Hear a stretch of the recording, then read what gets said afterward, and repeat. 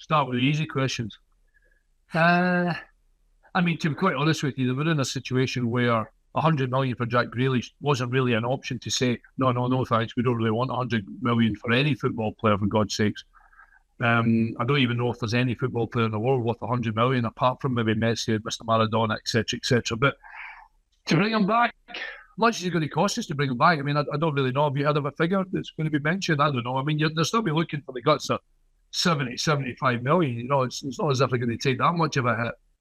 I just don't know if he would fit into what Emery wants to do. There's been a couple of players have left after Villa. One young player, the boy Kellyman, was a bit disappointed he left. I thought he was going to have a really good opportunity to play more games than he has last year. But obviously, I suppose with this fair play, money juggling, players in, players out, young players, etc., etc., then I suppose Villa also, their hands are tied a little bit.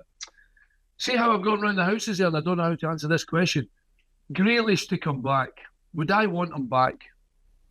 Maybe. I don't know. I'm a wee bit, I don't know. It's a really tough one. I'd love to do a poll and ask the Villa fans, do you want Jack Grealish back or not? And it'd be really interesting to see how many people over the 50% would actually want him back in the fold. But I suppose, listen, in all seriousness, you know, he's gone there, he's won a league, he's won a Champions League. He didn't get much time with Doku coming in. He had an injury-plagued season, fell out with the manager.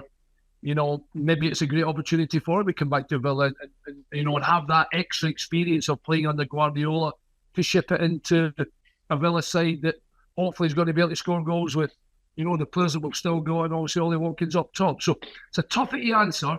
I'm on the fence massively, and I don't normally sit on the fence. I'll normally tell you exactly what I think. Nope. No. I don't think he's good enough to play for Aston Villa. He's a good player. Yep. Good player. Done all right. I can't for the life of me understand how he got in the England squad or plays in front of some other players. Then again, that's the choice of Gareth Southgate. He has to stand by that. I don't see Conor Gallagher making Aston Villa any better. And I want players to come to my football club that are exceptionally better than Conor Gallagher. And that's just the way I feel. He's a good player. He's done really well for himself. I don't see him being an Aston Villa player, and I don't know how much it's going to cost, but at the same time, I don't see the fit there.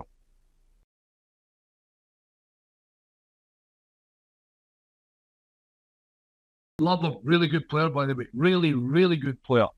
When you get in the front, well, yeah, I think he'd be pushing, wouldn't he? I mean, obviously Douglas Luiz has gone to Juventus now, so there's a space in there along with Kamara and John McGinn. And okay, you can't really count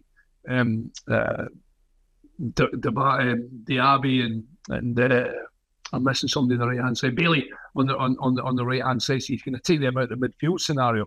But in terms of, you know, young and energetic, and basically what you've just said, on the fringes of a team that were going for the championship last season, I think it'd be a fantastic signing. Genuinely, I think it'd be a great signing.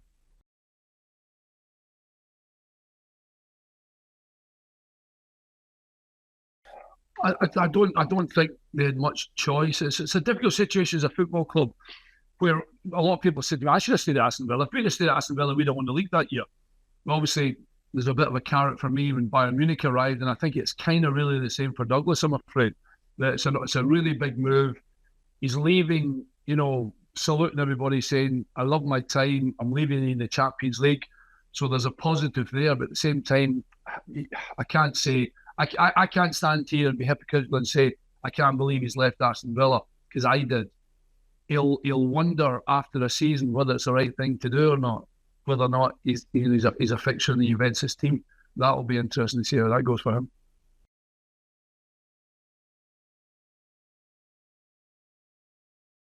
I didn't think I'd ever be speaking about Ross Barkley again about 3 years ago, because he was going through that period where he was kind of in no man's land. He'd picked up an injury. I think he was not the forgotten man, but forgotten just how good he could be. And you've got to say, last season was absolutely fantastic. I mean, absolutely fantastic. And he was a huge integral part of the team that gave a couple of people a few bloody lips as well. And okay, the end game wasn't exactly what they wanted, but in terms of him proving again to everybody. I mean, you can say about Dominic Solanke. I'm trying to think of players who, have surfaced again. Danny Welbeck, I suppose. It's down at Brighton. I mean, he's, again, I thought he was going to be forgotten man, and all of a sudden starts banging in a few goals. So I wouldn't have a problem with him coming in, because I think he carries really good experience, and I think he'd be a really good addition. I think it would help John McGinn massively, actually.